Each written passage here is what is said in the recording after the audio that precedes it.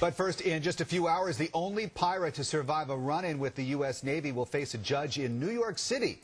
We're getting word that the teenager will be charged under 2 federal laws dealing with piracy and hostage-taking, and he'll be the first person tried for piracy in this country in more than 100 years. So will that, and his age, which is a little unclear actually, make it hard to get a conviction in this case? Let's bring in criminal defense attorney Randy Zellen and George Washington University law professor Lawton Cummings. It's nice to see both of you. Let me start with you, Professor, and let's talk about, I guess precedent. As we just said in the intro, it's been about 100 years since anybody's been tried for something like this in this country. So what will the judge be able to use as far as sort of coming up with some decisions here?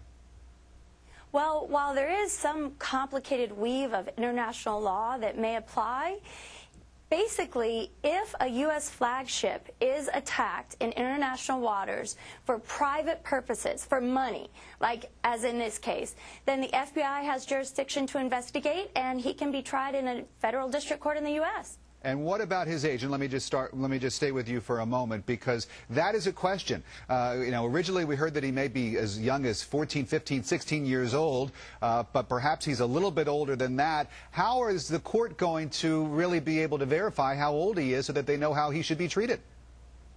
Well, it's going to be complicated to verify because, as we all know, the Somali government is in disarray. If he is, in fact, under 18, he may be entitled to some additional protections under international law.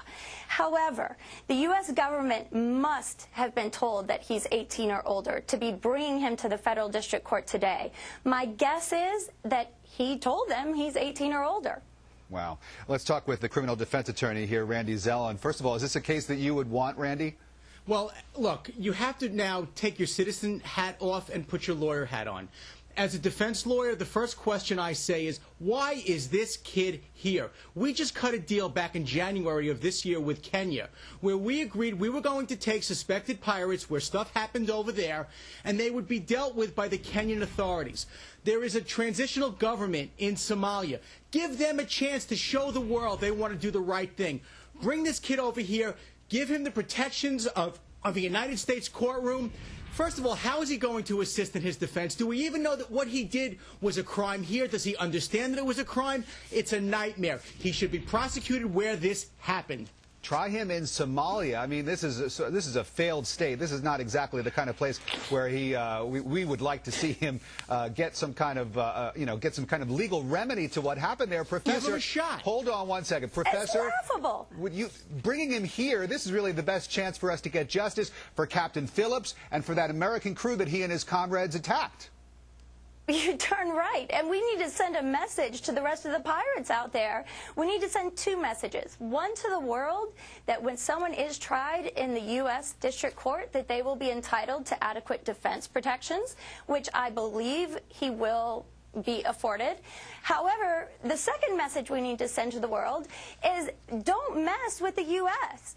If these pirates attack us, we're going to take them back to the U.S. and try them under U.S. law. Randy, this is not a kid who was picked out of a pirate lineup. This is a kid who was out on the high seas in the middle of engaging in piracy, and he basically turned himself over to the U.S. authorities there so that he could get treatment, medical treatment, for a cut that he sustained on his hand. He basically gave himself up. Well, look, let's work backwards. First of all, we don't know what happened. We weren't there. So we don't know what this kid was even doing.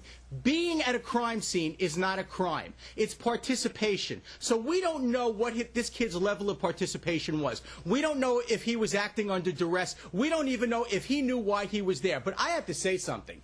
If we think for 1 second that the Somalians are going to be deterred by giving this kid a fair trial, that's nuts. The pirates are not going to be deterred. And if we think that this kid's going to get a fair trial, who in New York doesn't know what happened? This kid's going to be presumed innocent? No way. Professor, I guess this is what makes Randy Zellen such a good criminal defense attorney. You want to take a crack at this and talk about a fair trial? Is he going to get a jury of his peers? And does that mean we have to bring in a bunch of pirates? He will get a fair trial. And in fact, there's defense lawyers all over the country chomping at the bit to represent this guy. I mean, they want to argue things like he was engaged in a public purpose and waving a white flag, which is ridiculous. He was engaged in piracy, trying to make money. Even his own mother and father have said so. So, and it is a crime to be, he wasn't just on the scene, he was engaged in a conspiracy. So, in fact, under U.S. law, he's just as liable as the rest of them. And he had a hostage. Captain Phillips was there with him, being held by him and his fellow pirates, Lawton, Cummings, Randy Zellen. Very interesting discussion. Of course, thank you very much. He has a court date down in Lower Manhattan today, so we'll watch out for that. But thanks both for coming on.